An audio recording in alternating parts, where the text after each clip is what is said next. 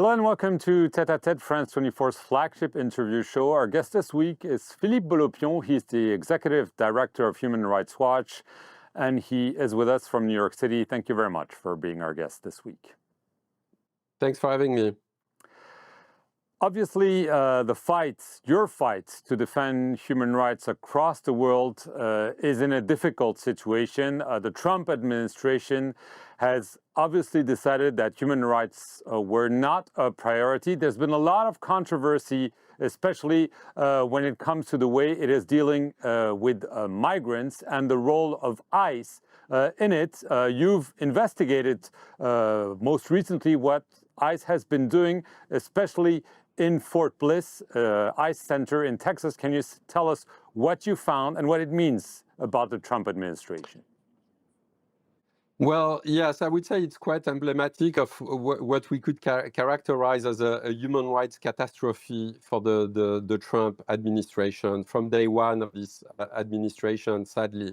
But what we have found in Fort Bliss, which is in Texas and is the biggest ICE detention center, is the kind of thing that you should never see in a democratic country. It's a detention center where people are beaten up by masked agents for no reason, where they are denied their most basic rights, access to hygiene, the possibility to go out every now and then, where the bathrooms are covered in feces, living in completely degrading circumstances, where a person was killed or died in very suspicious circumstances. So it's a detention center that's so bad,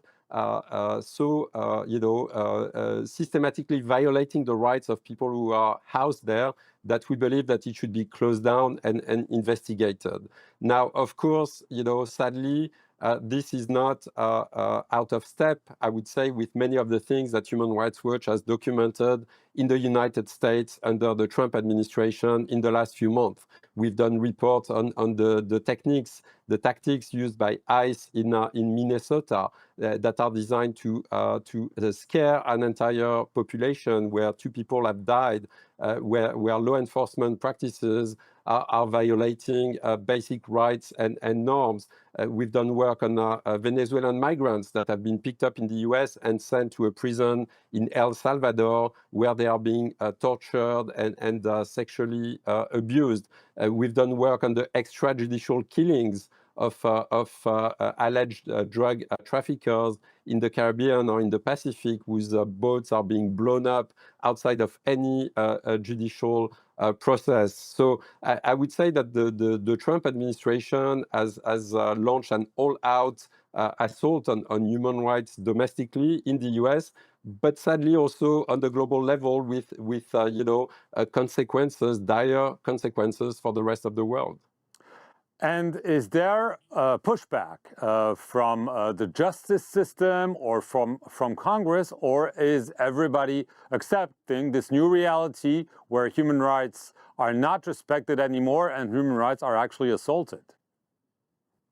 I would say people are pushing back, activists are pushing back, journalists are pushing back, but the system is being tested probably like never before, at least in my lifetime. The Trump administration has tried to systematically undermine, undercut every check and balance that in the US democratic systems are meant to provide a counterpower to the executive power. The Trump administration has asserted executive power to a level that has rarely been seen. So, the system, I would say, is under attack, is under strain, is being tested, and whether or not it will rise to the challenge, whether or not democracy, human rights can be saved, preserved in the US, is sadly still an open question.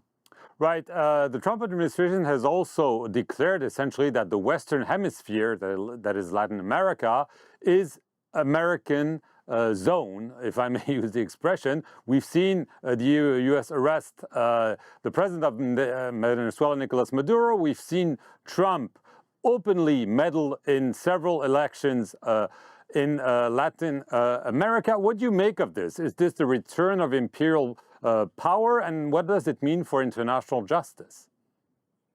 Yes, it's the famous now Donroe doctrine, essentially a very blunt assertion by the Trump administration that might makes a right.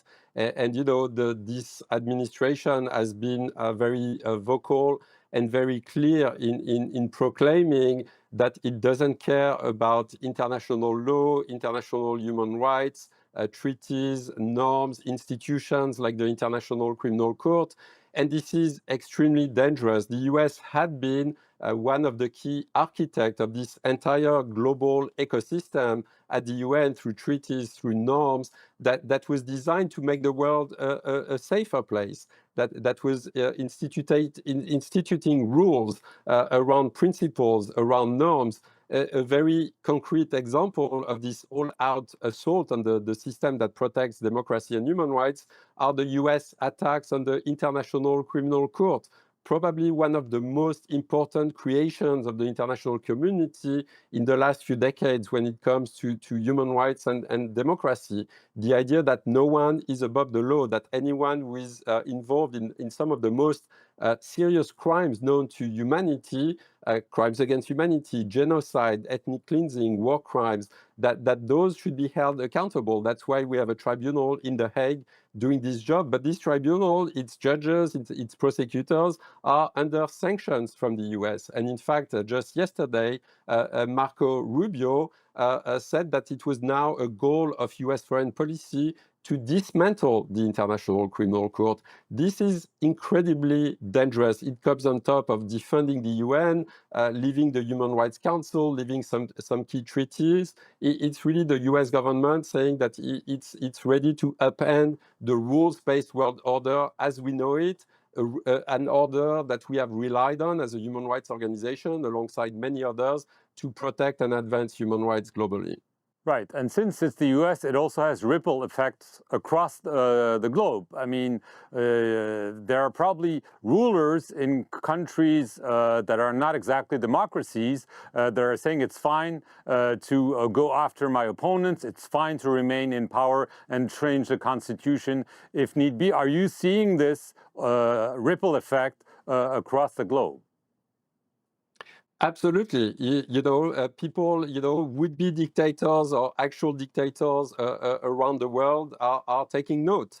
And it's freeing for them in some ways to see that the US is no longer pretending to be the sort of sharp edge of a global movement for democracy and human rights. Whether it ever was is obviously an open question, but people are taking note. I was recently in the Democratic Republic of the Congo, where we have a president, Felix Tshisekedi, who is reaching the end of his second term and is now openly talking about extending his stay in power. And he has a close relationship with the US, and he knows that the US is not going to come knocking, giving him lessons of human rights and democracy, despite a pretty vicious crackdown on the political opposition in this country.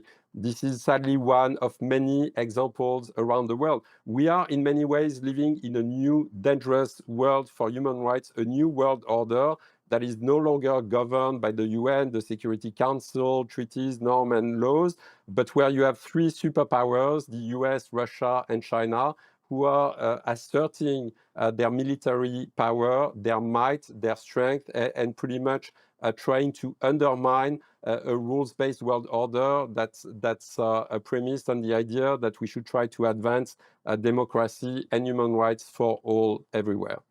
Just as the last question, as tying both what you described as what ICE is doing in the United States and the Democratic Republic of the Congo, the US has reached agreements with a dozen or so African countries whereby those countries would accept migrants the US wants to expel in exchange for either political favors or economic benefits and so on. Can you tell us what you witnessed in DRC and what those agreements effectively means for the migrants who are being sent from the US to different countries across the globe? Yes, I would say this attempt to externalize migration control, which is something that sadly we see in other regions, including Europe, is extremely dangerous.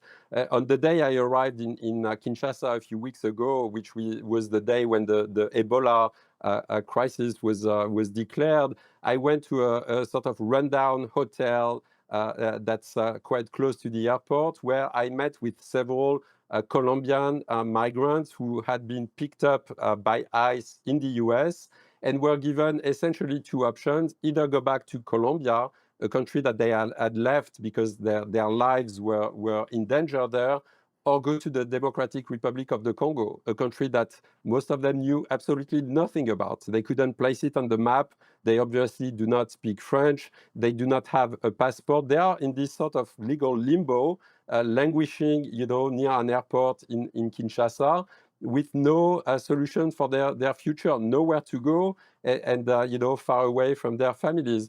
This is really inhumane treatment. It's violating their most basic rights, and I believe it's largely designed to send a message, to scare off other migrants, to let them know that if you come to the US, you may find yourself, in a faraway African country, some of which that are actually in conflicts and are not in a position to ensure their most basic rights. It's really dangerous, and it's quite symbolic of how this administration thinks about human rights.